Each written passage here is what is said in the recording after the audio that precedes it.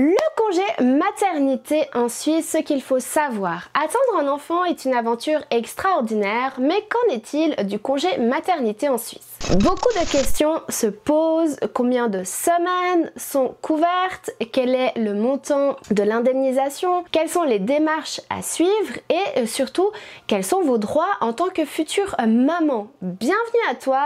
Moi c'est Lily et dans cette vidéo on va décortiquer ce sujet ensemble. Vous allez découvrir les règles essentielles et les subtilités du système suisse et quelques conseils pratiques pour bien préparer votre congé maternité. Que vous soyez sur le point d'accoucher ou que vous planifiez simplement votre avenir, cette vidéo est faite pour vous. Restez bien jusqu'à la fin car certaines informations pourraient vraiment vous aider maintenant ou dans un avenir proche. Vous l'aurez compris, ici on traite de sujets sur la Suisse comme ici, mais aussi des comparatifs avec la France. Et enfin, des sujets passionnants sur la Turquie qui est mon pays d'origine. Alors prêt? C'est parti! Vos droits en tant que future maman. Pour tout savoir sur le congé maternité en Suisse et pour profiter au mieux de l'arrivée de votre bébé, je vous conseille de vous munir de votre café et on commence par les conditions pour obtenir le congé maternité. L'arrivée d'un enfant, ça se prépare et pour éviter tout stress pendant votre grossesse, découvrez vos droits en tant que future maman. Que vous soyez salariée, indépendante ou employée dans l'entreprise familiale, vous bénéficierez sous certaines conditions d'un congé maternité et d'une allocation pour perte de gain pendant une durée de 14 semaines, soit 98 jours à partir du jour de l'accouchement. Cette période peut en revanche être prolongée pour plusieurs raisons, par exemple en cas de complications ou si la mère ne reprend pas immédiatement le travail pour des raisons médicales. Vous pouvez aussi prolonger ce congé pour allaiter votre enfant, mais il n'existe pas de prolongement officiel du congé maternité spécifiquement pour ce faire. Mais il existe des droits concrets qui permettent d'allaiter tout en travaillant et certaines situations permettent un aménagement ou un prolongement indirect du congé en accord avec votre employeur. Attention, vous ne serez probablement pas rémunéré durant ce temps. Après, ça dépend aussi dans quel canton vous donnez naissance. Mais il existe tout de même une réglementation. En effet, l'allaitement est rémunéré par la loi. Jusqu'au premier anniversaire de l'enfant, tu as ainsi droit à 30 minutes pour une journée de 4 heures, 60 minutes pour une journée de 4 à 7 heures et 90 minutes pour une journée de plus de 7 heures. Certaines conventions collectives ou entreprises offrent alors plus que 14 semaines, mais ce n'est pas une obligation légale. Le droit au congé maternité en Suisse et l'allocation pour perte de gain, APG, sont donc ouvertes à toutes les femmes donnant naissance à un enfant. Qu'elles soient ressortissantes suisses ou étrangères salariées, travailleuses indépendantes, agricultrices ou exerçant une activité au sein d'une entreprise familiale. Ensuite, vous aurez une protection contre le licenciement. En effet, dès que vous êtes enceinte, vous êtes protégée contre ceci. Cette protection dure pendant toute la grossesse et jusqu'à 16 semaines après l'accouchement. Donc si l'employeur vous licencie pendant cette période, le licenciement est nul et sans effet. Sauf cas très particuliers, faute grave, liquidation de l'entreprise ou autre. Ainsi, la fin du congé maternité, vous avez le droit de retrouver votre poste ou un poste équivalent. L'employeur ne peut pas vous remplacer ou refuser votre retour simplement parce que vous avez eu un enfant. Pour des questions de financement, vous vous posez la question de savoir s'il y a une durée minimum obligatoire pour le congé maternité. Eh bien, la réponse est oui. Sachez qu'il est interdit à une femme de travailler durant les 8 semaines qui suivent son accouchement, même si elle le souhaite. C'est une période de repos obligatoire. C'est seulement entre la 9e et la 14e semaine qu'elle peut reprendre le travail et si elle est en état de le faire. Le certificat médical est parfois demandé et cela est arrivé. Quelles sont les démarches à suivre pour bénéficier du congé maternité en Suisse? Obtenir votre congé maternité ne se fera pas automatiquement. Il y a en effet certaines démarches administratives à respecter pour s'assurer de percevoir les indemnités maternité sans interruption. Je vais vous donner ici la marche à suivre. Assurez-vous que vous remplissez bien les conditions légales pour bénéficier du congé maternité. En Suisse, en vérifiant votre éligibilité pour bénéficier du congé maternité. Pour commencer, il faut avoir travaillé au moins 5 mois durant les 9 mois qui ont précédé votre accouchement. Peut-être à plein temps, à temps partiel ou comme indépendante. Ce qui compte, c'est d'avoir exercé une activité rémunérée. En parallèle, il est impératif d'avoir été affilié à l'AVS, Assurance Vieillesse et Survivant, pendant ces 9 mois. En d'autres termes, il faut que tu aies été assuré en Suisse, que ce soit par un emploi, par des allocations de chômage ou encore en étant affilié à un titre individuel comme c'est souvent le cas pour les indépendantes. Une autre condition plus évidente mais tout aussi essentielle, il faut que l'enfant soit né vivant. Ton enfant doit être né vivant ou viable en cas de naissance prématurée. Si malheureusement la grossesse se termine plus tôt ou que le bébé ne survit pas, les prestations maternité ne sont pas déclenchées dans ce cas-là. C'est plutôt un arrêt maladie qui peut être envisagé. Et enfin, petite précision qu'on oublie souvent, pour bénéficier du congé maternité payé, il faut arrêter de travailler. Oui, tu m'as bien entendu, si tu décides de retourner au boulot juste après l'accouchement, tu perds ton droit aux indemnités.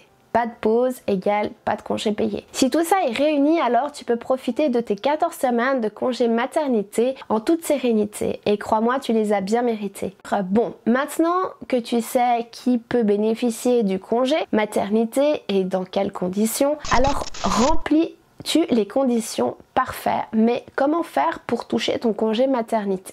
À qui tu dois t'adresser? Quelle info faut-il préparer? D'abord, le plus important, c'est de prévenir ton employeur que tu es enceinte. Pas besoin de le faire à 2 mois, mais pense au fait que lui doit s'organiser pendant ton congé. Donc, essaie de le faire le plus rapidement possible et surtout pour que tu puisses commencer les démarches administratives à temps.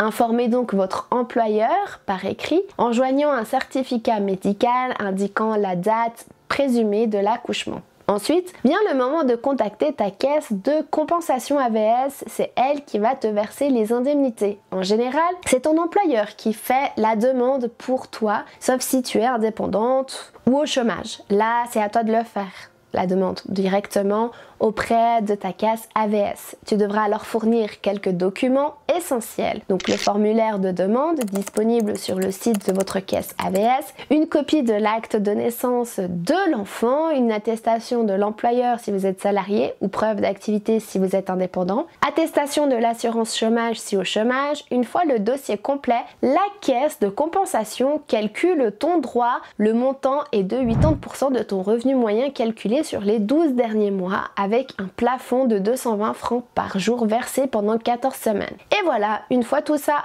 en place, tu peux profiter de ton congé en toute tranquillité, sans stress administratif. Le tout, c'est de t'y prendre un peu à l'avance et de garder un bon échange avec ton employeur ou ta caisse AVS. Planifier son retour au travail ou son congé parental. Bon, les 14 semaines sont passées, ton bébé grandit et petit à petit arrive le moment tant redouté, le retour au travail. C'est une étape souvent chargée en émotions et franchement, c'est normal. Tu vas devoir retrouver ton rythme pro tout en continuant à t'occuper d'un tout petit, alors autant bien s'y préparer. Première chose que tu dois savoir, tu n'es pas obligé de reprendre à 100% tout de suite. En effet, tu peux très bien négocier avec ton employeur un retour progressif, un temps partiel, voire un peu de télétravail. Si ton poste le permet, il y a des formules magiques, mais beaucoup d'entreprises sont de plus en plus ouvertes à ces aménagements. Autre point super important, si tu as encore des droits et que tu allaites, comme nous l'avons vu un peu plus tôt, ainsi pendant les heures de travail jusqu'aux 12 mois de ton enfant, tu peux prendre du temps rémunéré pour allaiter ou tirer ton lait. C'est la loi, donc n'hésite pas à en parler à ton employeur avant ton retour. Et si tu te sens que tu n'as pas encore prête physiquement ou psychologiquement à reprendre, tu peux aussi prolonger ton absence avec l'accord de ton employeur en prenant peut-être des vacances, un congé non payé ou même un arrêt maladie si ton médecin juge que tu n'es pas encore apte à retravailler. Ce qui compte vraiment ici, c'est de ne pas mettre de pression. Chaque maman vit ce moment différemment, donc tu as le droit d'avoir peur, d'être triste ou au contraire d'avoir hâte de retrouver ton univers professionnel. Les deux sont ok. Et surtout, n'oublie pas, tu n'as rien à prouver, tu viens de donner la vie, le plus beau projet que tu n'auras jamais à manager. Donc renseignez-vous rapidement sur les crèches, d'entreprises ou autres et les allocations pour garde d'enfants qui peuvent alléger ta charge après le congé maternité et ainsi simplifier le après pour ton bébé. Les erreurs qu'il faudrait éviter pendant ton congé maternité, tu sais, ces trucs qu'on fait sans trop réfléchir mais qui peuvent te jouer des tours plus tard. La première, oubliez de faire les démarches à temps. Oui, je sais, avec la grossesse, les rendez-vous, la fatigue, on peut vite remettre ça à plus tard. Mais le risque, c'est que ton dossier ne soit pas complet ou que ton indemnisation soit retardée. Je pense aussi à ces démarches que tu dois faire pour la reconnaissance de paternité, surtout si tu n'es pas marié. Donc on anticipe, on parle à son employeur, on contacte sa caisse AVS et hop, c'est fait. Deuxième erreur, ne pas oser négocier avec son employeur, or que tu aurais tout à y gagner, que ce soit pour un retour progressif, du temps partiel ou des aménagements pour allaiter. Beaucoup de femmes n'osent pas demander alors qu'un vrai tu as des droits et très souvent l'employeur reste raisonnable et reste à l'écoute et ainsi tu pourrais simplement avoir un oui peut-être. Troisième piège, croire qu'on doit être performante pendant son congé. Non, non, non. Ton congé maternité n'est pas un break pour refaire ta déco, lancer un projet ou répondre aux mails pro. Bon, en vrai, tu t'en rends bien vite compte. C'est un moment pour toi,